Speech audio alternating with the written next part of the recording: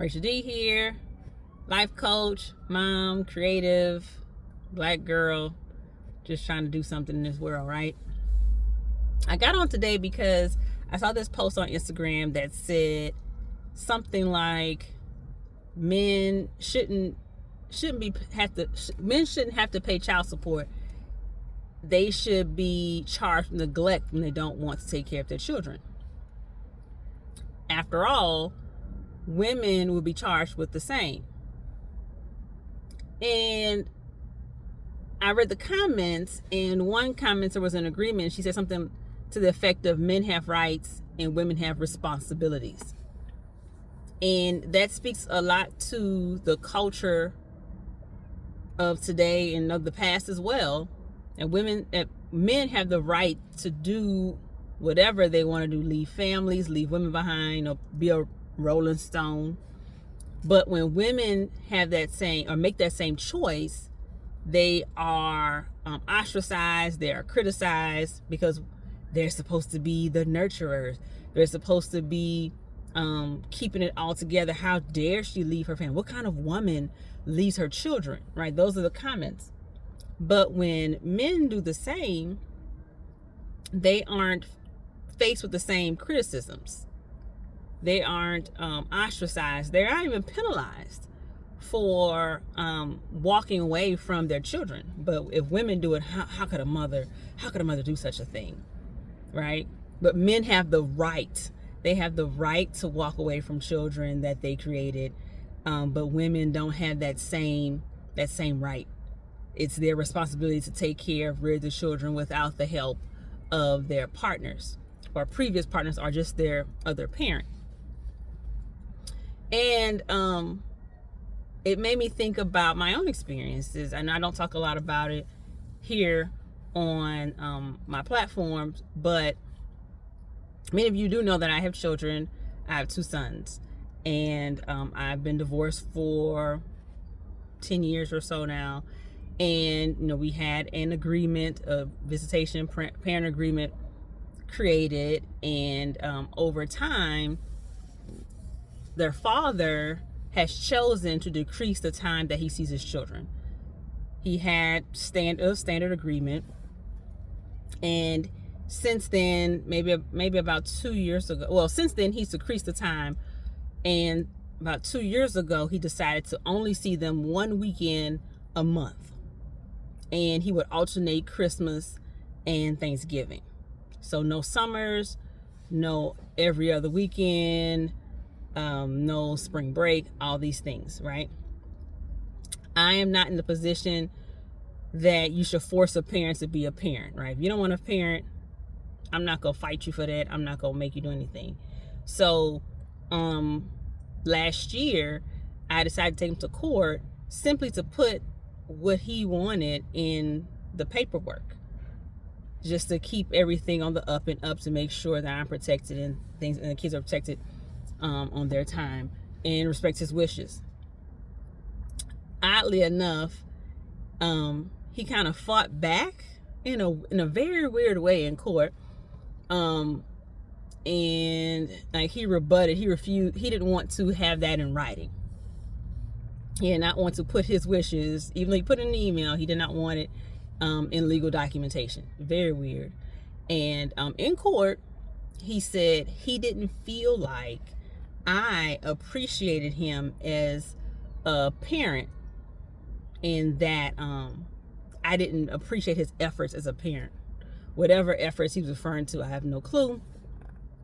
But he felt like he wasn't appreciated as a parent, and so he decided that he would let me learn or feel what it feels like to be a single parent.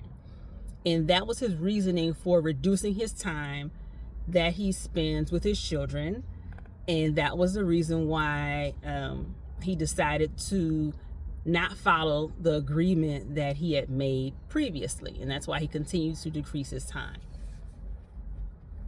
And that was all in court, right? And so the judgment was, the judge denied my claim, denied my request to have it in paperwork simply because, I don't know, she didn't even give a reason.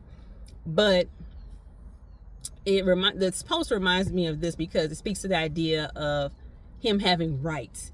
He has rights to say, yeah, I will see them on these days. And then also he has the right to say, no, I don't want to see them but one weekend a month. This is what I will do. This is what I would like to have, right?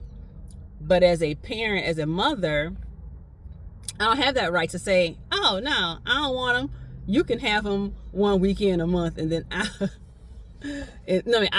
only want them one weekend a month, and then you can have them the other time, right?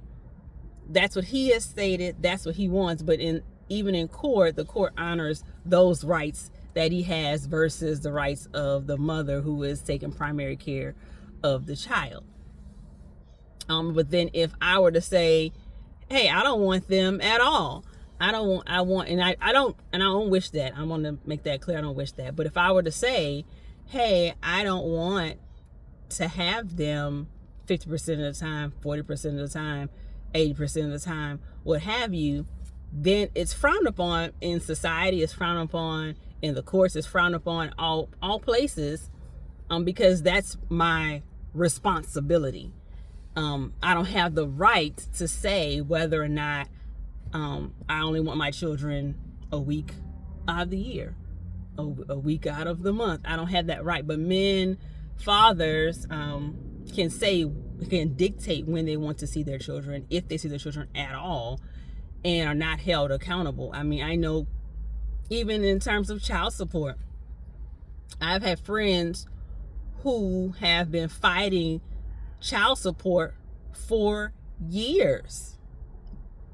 And there's like,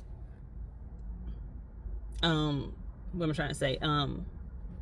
They have upwards of 5 figures in unpaid child support, and they're fighting the child support agencies to recoup that money, right?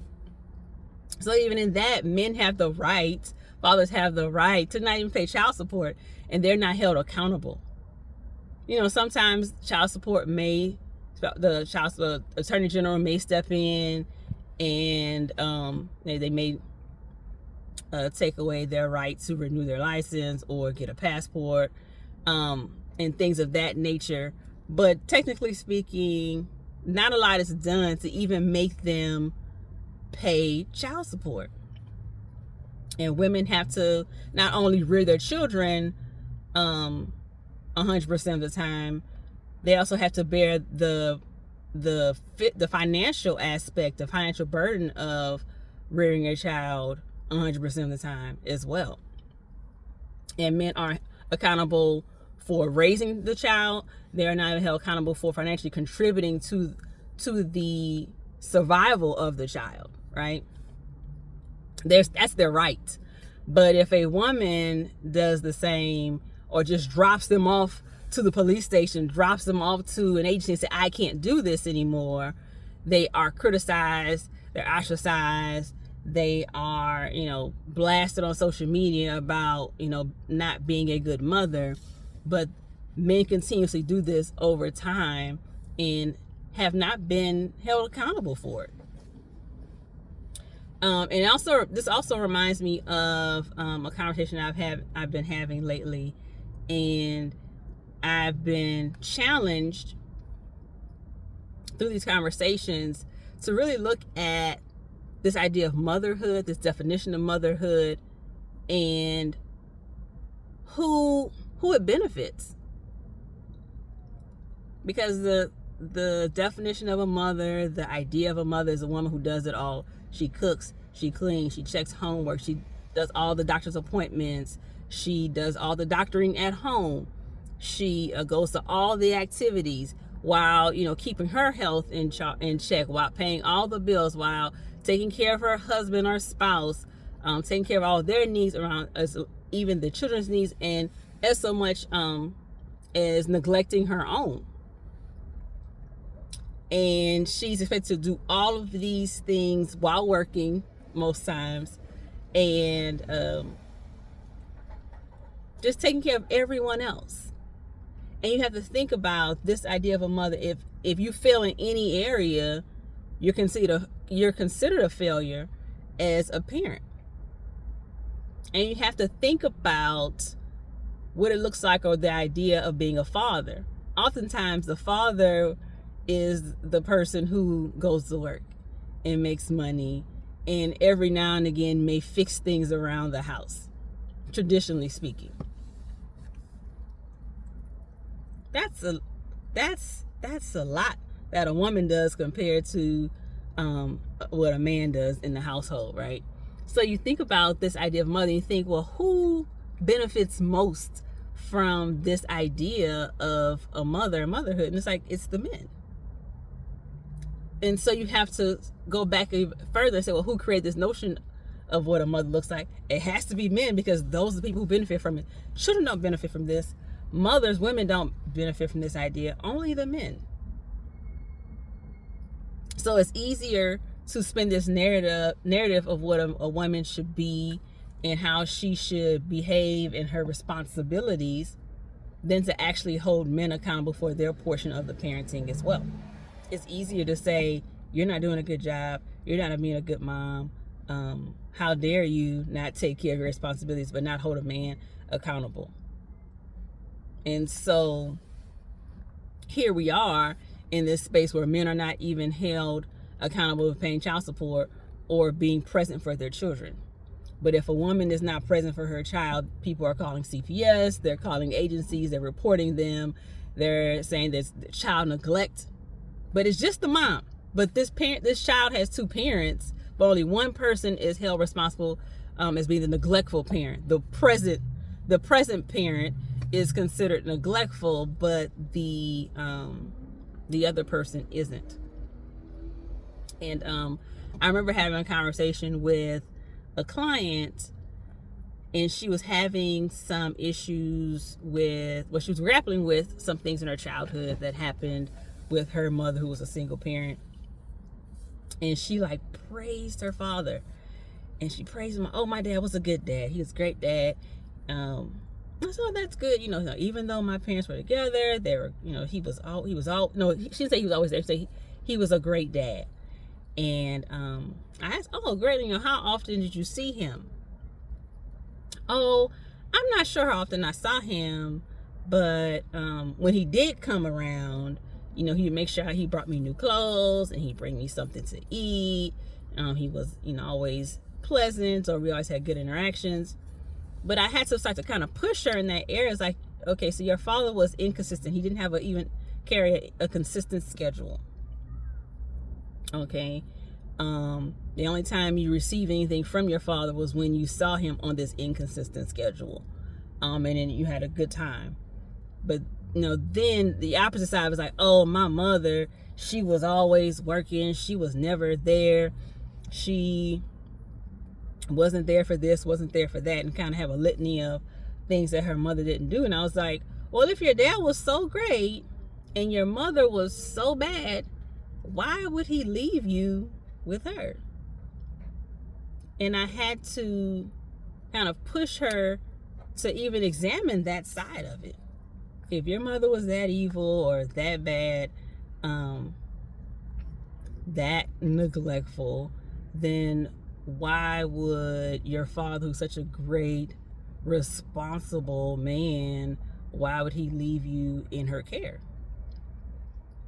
And so she kind of grappled with that idea, and it was hard for her to kind of separate the two, like the fact that her mother was the present parent, but also the fact that she was doing what she could, given the constraints that she was under, and also that her father may not have been the best present father either. I think in her mind she had painted this picture of her father being the savior, and saving her from her wicked mother on those inconsistent schedules, and not really seeing it as your father was neglectful as well. Sure, your mother was doing what she could do, and yes, that could have been neglectful to you, but also your mother is not the only villain in your story. You have another villain that you haven't considered. The father. He was also neglectful. He didn't even keep a consistent schedule with you. Just kind of chose when he wanted to see you and what he wanted to do for you, where mom is working multiple jobs, which is why she wasn't present, trying to make sure you had everything that you needed, because your father was not paying child support at all, and just kind of give you little things here or there. But mom was making sure the day-to-day was taken care of, right? Because that was her responsibility. Like, she didn't have the right to say, oh, I don't want to be a parent today, somebody else do it. But that dad had that right. He did not have, or didn't consider the fact that he had responsibilities. He just saw that he had rights. And so he exercised those rights, where her mother had the responsibilities that she didn't have, where she didn't have the option to say that she didn't want those responsibilities anymore. Because, at large, like I said before, when women make those decisions, they are made to be the villain, instead of looking at the total picture and saying that, where is the father? Where is the father? No one asked that question. They just say, oh, how dare she leave her kids? Well, we got to go back a step further. Like, why does this kid only have one parent? Why is the mother the only one present? Why did she bring her kids to the law enforcement, or turn their kids in, or drop them off to someone else, simply because there was no father present? How many grandmothers do we know who are now raising grandchildren because the mother said that she couldn't do it anymore?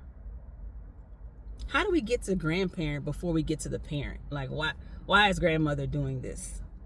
Why is now the grandmother a single grandmother raising grandchildren? Where's the father?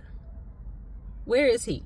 Why does he not have the responsibility of raising the children? No one's forcing him to do that.